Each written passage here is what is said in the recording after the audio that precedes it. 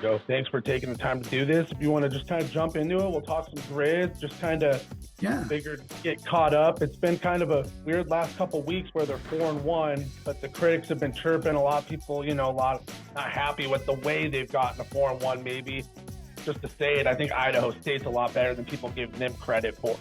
Credit because they played San Diego State tough, and they're an FBS school.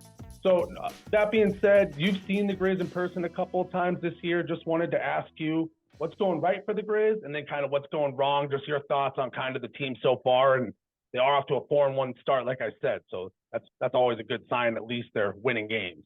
Right. Yeah. Well, I think if you read my lead the other day, first thing Bobby Hauck said was that we're very excited to be 4-1, but he didn't sound that excited. It was a tough slog against the Bengals, who have won one game. I think some things to point out is I think there's some parity in this league now. Weber State had a heck of a time with Northern Colorado. Northern Colorado lost the week before to Idaho State. Granted, that was in Pocatello. Things are going right for the Griz. Well, I think they're starting to get an identity. They've given Clifton McDowell a couple starts. I think if Bobby Hauck had his druthers, he'd love to run it 40 times a game and run it down people's throats. Right now, that O-line's not really at that point. We thought it might be this year. This is year 6 with Bobby Hauck edition 2. I don't think the O-line's quite there. McGinnis might be their best O-lineman. He didn't play last week. We don't know what's wrong with him, but he didn't play, so he's hurt. The running backs, there's a couple times they were like one block away from stringing a big one. But I thought it was telling that the key play was a fake punt to keep the drive going. And probably the next two key plays, as far as I'm concerned, is on their one scoring drive, they ran a reverse, and then they ran an option pass off the reverse for a touchdown pass. That's not typically what happens in the second quarter or third quarter of a game, So, I think they're a work in progress. They're not quite there. I don't think they're quite as good as we maybe had expectations of. I thought it was interesting that Idaho State's basically running the old Don Reed offense. They're running an air Reed offense. No tight ends, 4 wides. They played a quarterback who's played maybe 5 college football games now, and he throws funny, but he's putting it on people. He had a couple picks too.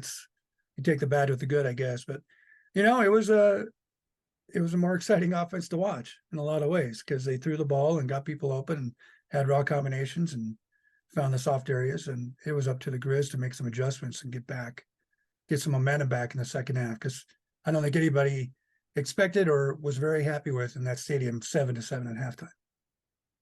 Yeah, no, and it had that feeling. And like you said, it took some trickery, had to hit a couple home runs, the fake punt, that flea flicker kind of a play, reverse. No, it was a kind of a ugly win, but you'll take the win. And I know Idaho State's offense, I was impressed with their coach, Cody Hawkins. He runs a heck of a system. UC Davis last year had a great offense, and he was part of that as well. So no surprise, he comes from a good legacy of coaches and all that with his dad. And, speaking of UC Davis, I guess that's a good transition into this week's game. I wanted to ask you, as far as UC Davis on the horizon, maybe I'm looking too far ahead. I feel like for the Griz, if they want to make the playoffs and make a run, you win this one head-to-head versus Davis, it might come down to the Aggies and the Griz fighting for that last Big Sky team to make the playoffs. So could be a big game. What do you kind of know about Davis, and what do you think it's going to take for the Griz to get it done this week? Well, I think they need to take advantage of the breaks as they come. Cal Poly had some breaks in that game and couldn't do anything. I don't know what we can say about Cal Poly's other than they're a ways away. I mean, Sam Heward was in street clothes. Bo Kelly was running around, knocking the ball out of his own hands for fumbles. The guy who started in place of Heward. They forced a fumble on the opening kickoff, Cal Poly did, and went backwards. So that game was not real interesting to watch. I thought on the other side, we have the defending first team all Big Sky quarterback, Miles Hastings, on Davis. He didn't look comfortable. He's got 6 TDs versus 5 picks so far this year. I'm not exactly sure what's wrong. Maybe it's the fact that they lost their OC, Cody Hawkins, to Idaho State, but they don't look quite the machine that they were last year. But I'm sure they're going to be inspired because I'm sure a lot of people down there thought they should have made the playoffs last year.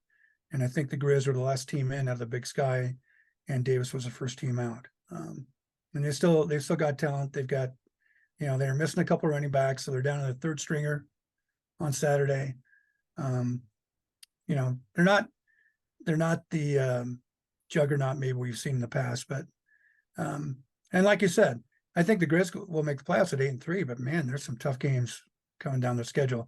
I think it was only a couple of weeks ago that I said, at least the Griz don't have the meat grinder of a schedule they did a year ago, but that was before they lost to NEU. Now wins are very important. Every game is important.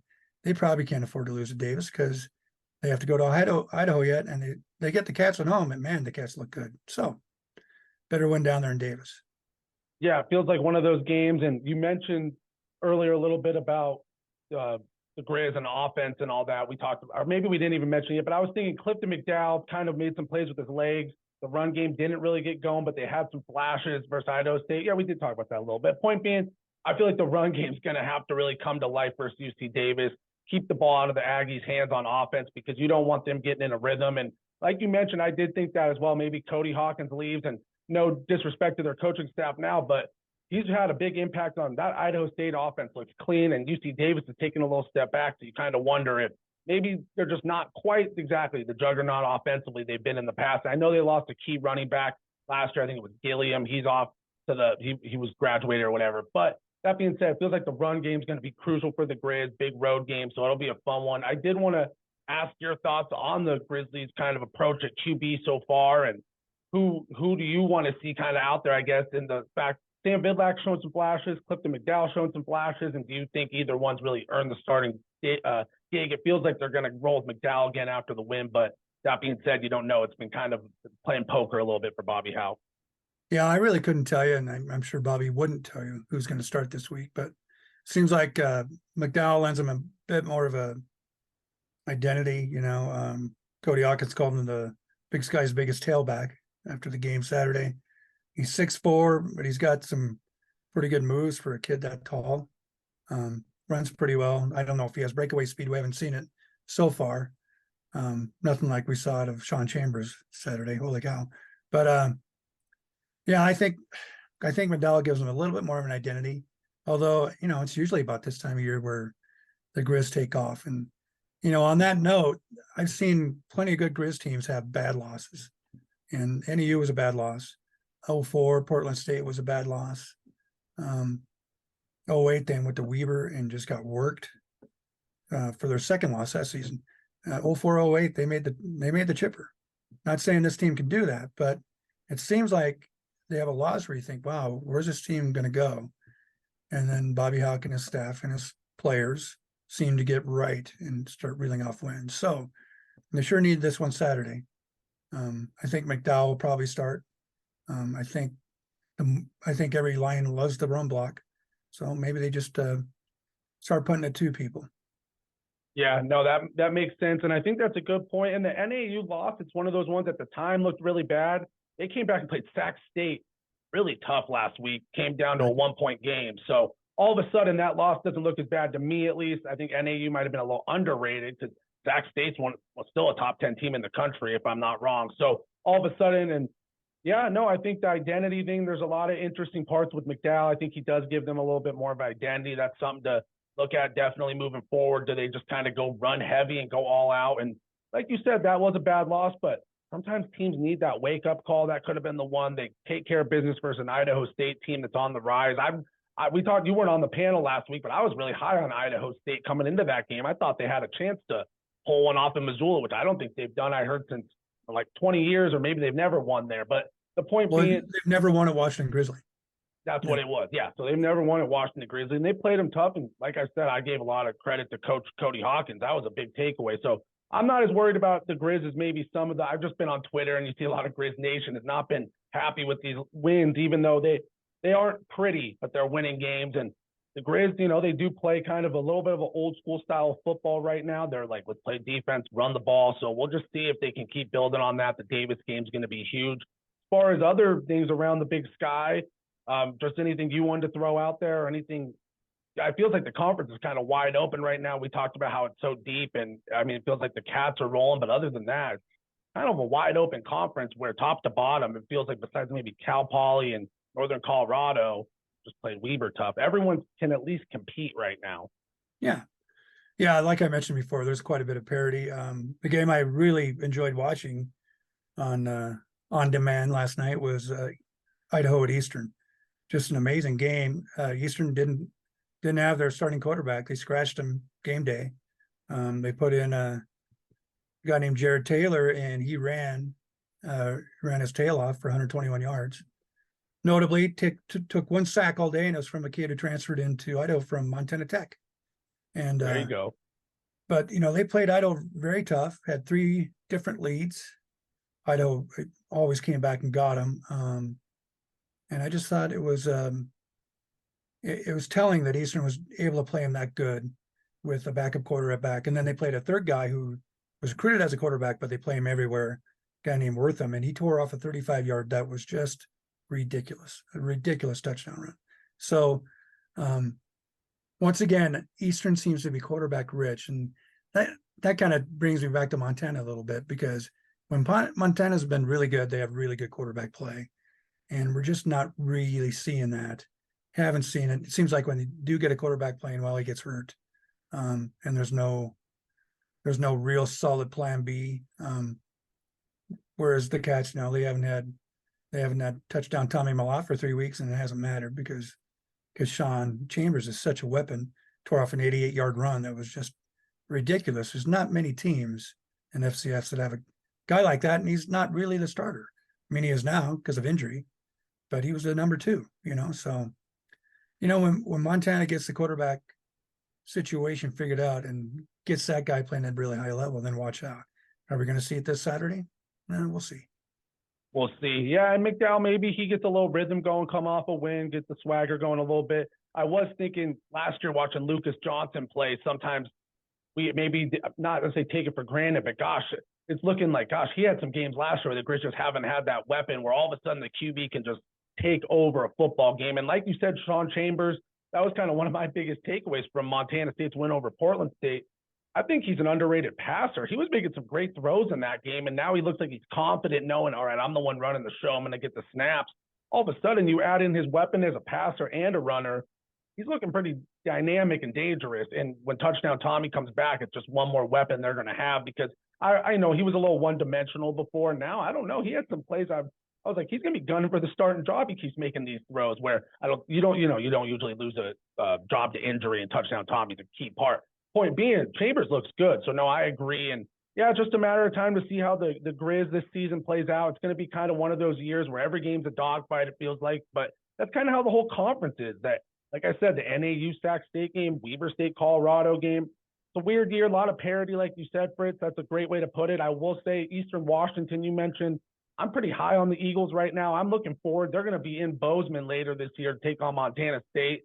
Montana State's got that FCS best winning streak at home and all that. And they kind of have a light schedule at home other than that game. And I'm not going to say the Eagles pulled that one off, but that's going to be a little bit of a challenge for Montana State, who only has Cal Poly and NAU at home the rest of the year. So that one could be, I believe those are the 2 teams, but that could be an interesting one for Montana State there, because I was really impressed with the Eagles. But no, great stuff, Fritz. If there's anything else you want to get to, if not, always a pleasure and good talking Big Sky. Yeah, good talking with you, Josh. We'll do it again next week. All right. Welcome back to the Big Sky now. We got our media panel at it once again.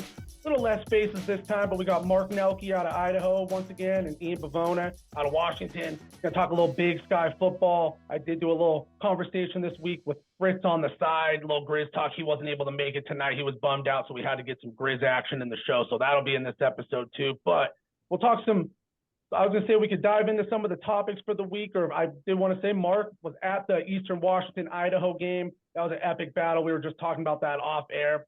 Mark, I did want to ask you, and then we'll dive into the topics, just your thoughts on Eastern's performance without their starting QB, what we were kind of talking about before this. Yeah, it was pretty weird. We kind of show up, and I mean, Idaho didn't know until, the warm-ups when they saw that Vesperis was in street clothes that they were going to be facing a different quarterback. So they had, that many minutes to try to figure out how they were going to defend this other guy that they didn't know anything about. So, and he, you know, he did a pretty good job of running on them, and they eventually kind of contained them a little bit, got a couple stops just enough, and they were hard to stop offensively themselves. I mean, Eastern couldn't stop their run, and so that's kind of why Idaho was able to put the game away. But Eastern played a great game. I mean, they had a bad year last year, but they're not bad. They're a good team. It would have been interesting to see what would have happened with Vesperis as quarterback.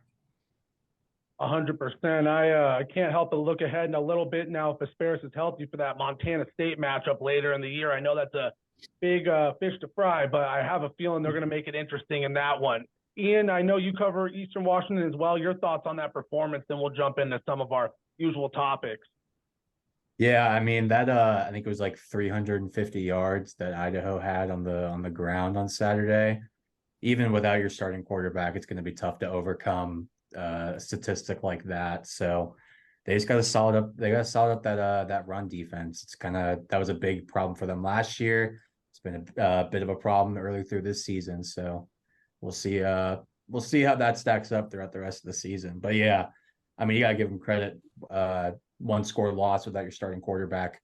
I like how Jared Taylor played. I think around 120 yards on the ground in that game. But some signs of life at Eastern. Close game. No, definitely. And, you know, I was just talking about how I'm excited for that Montana State matchup after you said those running stats. Again, now I'm a little more worried for Eastern in that one. No, I'm kidding. But the Bobcats might run wild once again if they don't shore up that defense. But let's kind of dive into it. Or you want to get into our biggest surprises in week 2 of Big Sky Conference play? Ian, why don't we go right back to you and we'll kind of take it from there. Yeah, bit of a week of comeback wins. We'll start with that Weber State game, 21 unanswered in that fourth quarter, take down Northern Colorado. Idaho in that back and forth game after being down 28-21, putting up 23 unanswered. And then Sacramento State down in the middle of the third quarter, coming back to defeat Northern Arizona. So the comebacks really stood out to me this week. No, definitely. How about yourself, Mark? I don't know, it was a big surprise from week 2, but maybe after 2 weeks, and I saw it on somebody tweeted it out. I wish I could give him credit, but they kind of made the point that they thought maybe there was 2 really, really good teams in the league now so far this year in Montana State and Idaho, and some of those others that were kind of in that mix or maybe down just a little bit in level and stuff like that. So, and then maybe some of the ones that we thought were just going to be patsies, some of them are a little bit better. And so it was making some of those games a lot closer than we would have thought going into it. So maybe that was kind of the revelation I thought of after a couple of weeks is there's two really, really, really good teams in the Big Sky, and the others got a little catching up to do. Yeah, no, I hear that. Feels like there's tier 1, Montana State and Idaho really in that elite class. And then some of the other teams, Sac State, had their troubles with NAU. Weber State almost lost to Northern Colorado. Those were kind of my big surprises right there, just to roll right into it. I was shocked to see them coming off of tough games the week before and then stumble into those performances. You don't expect that from those teams. So, no, I think that you're on point right there. There really does feel like there's a couple different tiers right now where that top 2, that's the matchup to circle on the calendar. I keep saying that. Montana State and Idaho is going to be probably the game of the year in the Big Sky, might determine the conference and all that stuff. Mark, why don't we get your performance of the week and then we'll jump to Ian. We kind of alluded to it a little bit with their 300 plus yards and rushing, led by sophomore Anthony Woods with, once they adjusted it, he had 211 yards and 5 touchdowns. They initially gave him they dinged him for that bad snap over the quarterback's head that he ran back and fell on. So they took 28 yards off of his rushing stats, which is but somebody must have came to their senses and figured out that wasn't the way to score that. So he ended up with 211 yards, 5 touchdowns. He's a combination of size and speed. He's not a huge kid, but he's strong, he's solid, and he's fast, and he's hard to tackle, man. I mean, when they hit him, he goes forward and gets a couple yards and stuff like that. Yeah, he runs so hard. I totally agree. It's funny. You look at that team at the beginning of the year, it was all about their passing game, and all of a sudden Woods has emerged as a star. How about yourself, Ian, performance of the week? Yeah, kind of similar to last week. I'm going to go with a unit on the team. I'm going to go with that Weber State defense in that fourth quarter. bouncing back after a shutout loss to Montana State the week before. In that fourth quarter, forced a turnover on downs, 3 picks, and that touchdown that obviously gave them the lead. And then bouncing back in the run game as well. 350 rushing yards allowed last week and 4 touchdowns. Only 98 allowed this week and 1 touchdown. So going to give the Weber State defense my performance of the week for this past week in the Big Sky. No, I like that one right there. Kind of one of those things. Weber State, they struggle 6 really bad quarters, and then they turn it around. Now it feels like their season's kind of back on track, and that defense definitely kept them in that game, in the run game, like you mentioned. I got to go with Anthony Woods out of Idaho as well. Kid's an unreal talent, like Mark said. Huge numbers. I didn't know they updated the stats. I still had it at 183 here, but over 200 yards rushing, 5 touchdowns in a ranked type of battle versus one of your rivals. That's a huge one. I believe it was the first win on the red turf for the Vandals. I could be mistaken, but just overall a huge win. And he's the type of talent. You watch Anthony Woods, I can't help but say it. I know Idaho fans, Big Sky fans want to see him around. I'm like, he might be in a kind of transfer portal kind of guy who goes to a big program. I hate to say it, but he looks like the type of talent who could thrive at any level with his skill set. I'm just like, this kid looks like, I wouldn't be shocked if he was playing for a top tier team in the country. He just has that it factor for sure. Team, we haven't really talked about this week yet. We haven't mentioned too much of the Griz. They're coming off a interesting win over Idaho State. A lot of Griz Nation, Big Sky fans are kind of a little down on Montana right now, and it's been a struggle for them for sure. It's been ugly, a lot of ugly wins, but they're winning. But that being said, I wanted to get into our picks and predictions kind of for Montana at UC Davis, ranked opponents. Could be a big one when it comes to playoff spots and all that later in the year. Let's jump right to you, Ian. What are your thoughts on this one heading into the weekend? Yeah, I'm just gonna go with history here. I was looking back at the all-time matchups. Montana's 8-1 against UC Davis and 5-0 on the road. I'm just gonna go with history. I'm gonna go with Montana. I think they can pull this one out. I think they've got Idaho the week after too, right? I believe so. I'll double check their schedule real quick. Yeah, that's what I thought. But I mean, it could be a bit of a look ahead, but at the same time, UC Davis is also ranked, so you got to keep that right in front of you. I think Montana's going to pull this one out, even though it's on the road. How about yourself, Mark? Yeah, well, I mean, Josh, you probably watch Montana obviously more than I have. You could probably speak to them a little bit more. Did they play any better with Clifton McDowell as the quarterback? You know, it seemed like maybe they got some stuff going last week that they will carry over to this week. I mean, they're still a good team, but they kind of haven't shown it, you know, through the year. So yeah, no, the consistency hasn't been there. Yeah, no, it's a bit of a crapshoot game. I'm leaning a little bit towards Montana, probably a little bit biased on that. I will say my biggest takeaway from this game, this is a game that, in my opinion, these two teams last year, I think Montana barely edged out UC Davis for the last playoff spot. Winner of this head-to-head matchup probably got a good chance to get that last playoff spot among Big Sky teams, or Eastern Washington will be in that mix too, it seems like. So this is a big one for UC Davis and Montana as well. You mentioned Clifton McDowell. I did like what I saw out of him. He's a lot more dynamic. He has that little bit of an RPO element. They were running that run-pass option, get him outside the pocket, making plays with his legs. I do think UC Davis quarterback, Miles Hastings, probably the best overall QB on the field Saturday. Last year had a big year. This year he's been a little up and down. That being said, I think it's going to come down to the run game in this one. Who can make more plays on defense?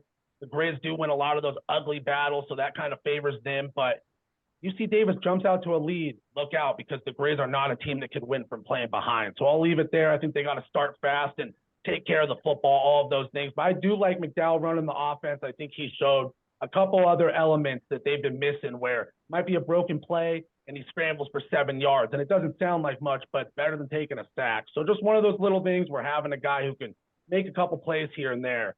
But yeah, moving forward, that probably is the matchup to watch this week. But based off our other matchups, Montana at UC Davis, NAU at Weber State, and Idaho at Cal Poly, any other matchups on your guys' radar or any thoughts on this weekend's games?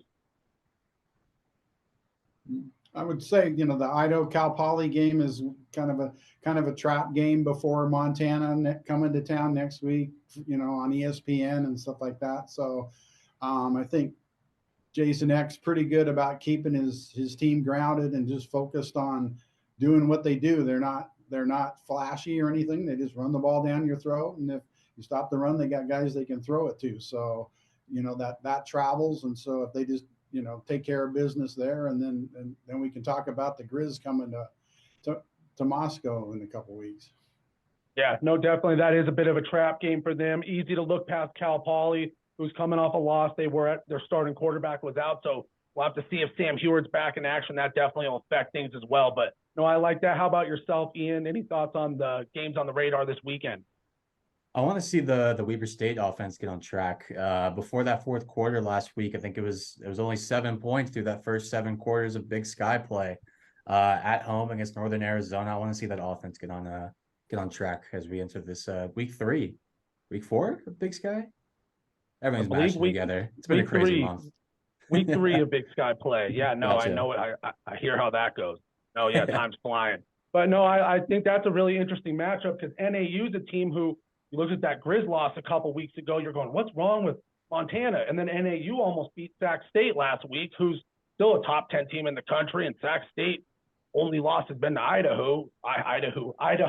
So point being, that's all of a sudden NAU's not a team I expect to win that game, but they're no cakewalk anymore. They're going to be an interesting team to play. And like you said, Weber State, this is a good chance for them to make a statement versus a team who beat the Griz, played Sac State tough. Weber State has them at home. If they can have a blowout win, they can kind of get their momentum back on track because Weber State's been up and down. Like you said, it really took that huge fourth quarter effort from the defense to not save their season, but keep things on track for sure, because it could have got really bad with back-to-back losses, especially against Northern Colorado. So kind of my last thing, just to kind of wrap this one up, and just kind of an interesting thought. We already mentioned it could be the game of the year in Big Sky, but Idaho's coming off back-to-back impressive wins over ranked opponents.